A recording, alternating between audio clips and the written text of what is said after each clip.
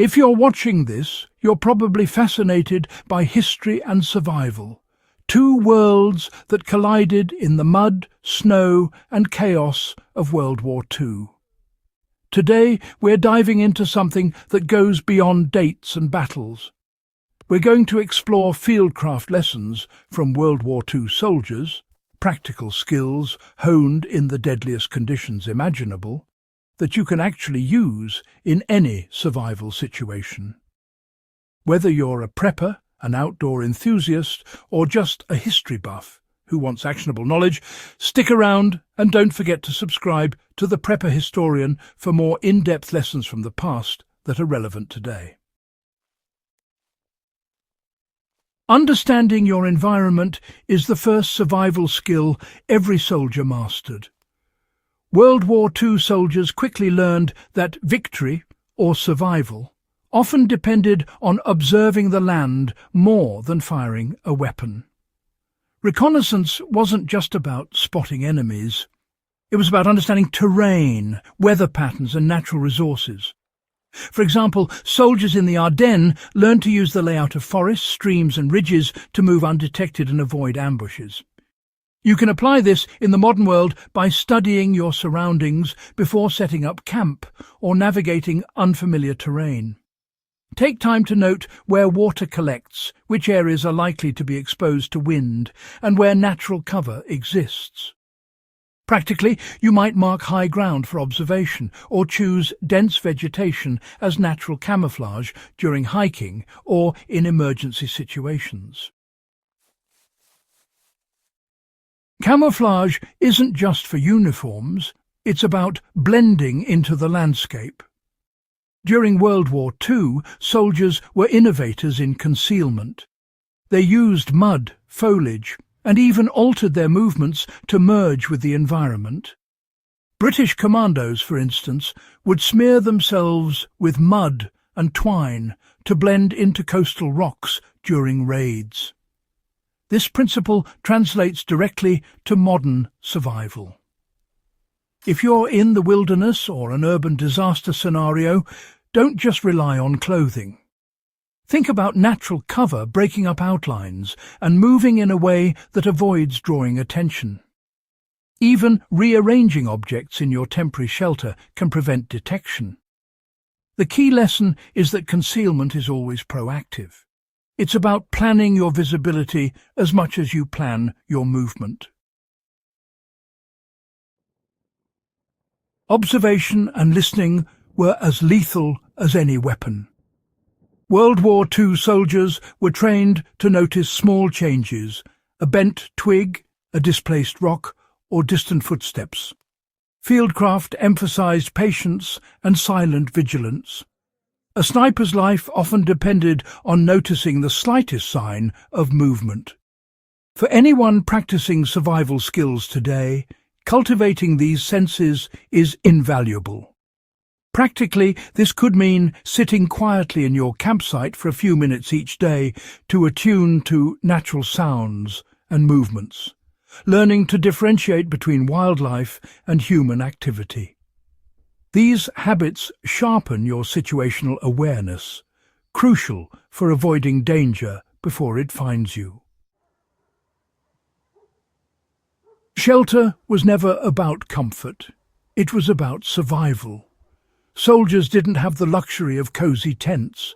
In harsh theatres like the Russian front, they learned to use snow, leaves, or simple lean-tos to stay alive. A good fieldcraft lesson from the Second World War is the ability to improvise shelter from available materials. In practice, you'd start by identifying natural windbreaks, using fallen logs for insulation, or, creating a reflective barrier with foil or a tarp to retain heat. Understanding the basic principles, insulation, waterproofing and concealment, can really mean the difference between discomfort and hypothermia out in the wild. Water and food procurement is a skill that separates survivors from victims. During the Second World War, soldiers often went for days without resupply, relying on rivers, streams, and whatever edible plants they could find in the forests. British SOE operatives, for example, were trained to purify water using simple filtration and boiling techniques. You can apply this today by learning to identify safe water sources, how to filter and purify on the spot, and which plants are edible or medicinal. Step 1 is to always have a simple method to collect water. Step 2 is learning natural purification techniques like boiling, solar disinfection, or using portable filters. Understanding these basics is timeless survival wisdom.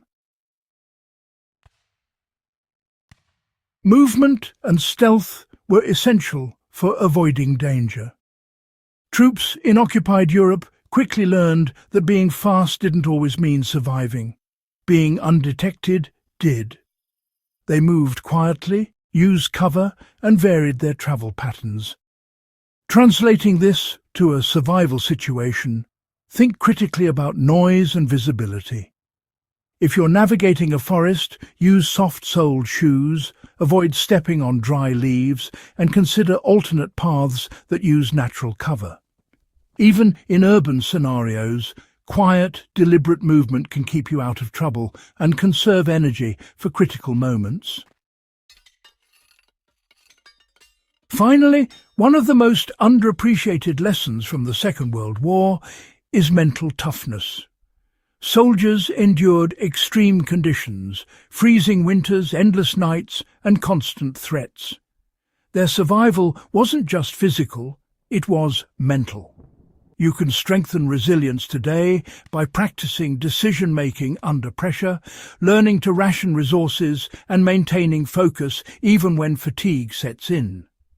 This mental discipline helps you think clearly, act decisively, and survive longer in any scenario. Applying these lessons today doesn't mean wearing a helmet or carrying a rifle. It means adopting a mindset of observation, preparation, and adaptability. From blending into your environment to moving silently, improvising shelter, securing food and water, and staying mentally strong, these principles are timeless.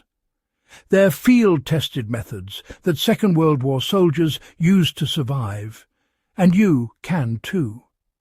If you found this guide useful, make sure to hit subscribe to the Prepper Historian so you never miss a lesson from history that can save your life or deepen your understanding.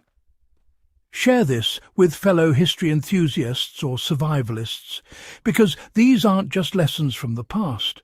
They're tools for anyone who wants to be prepared for whatever comes next.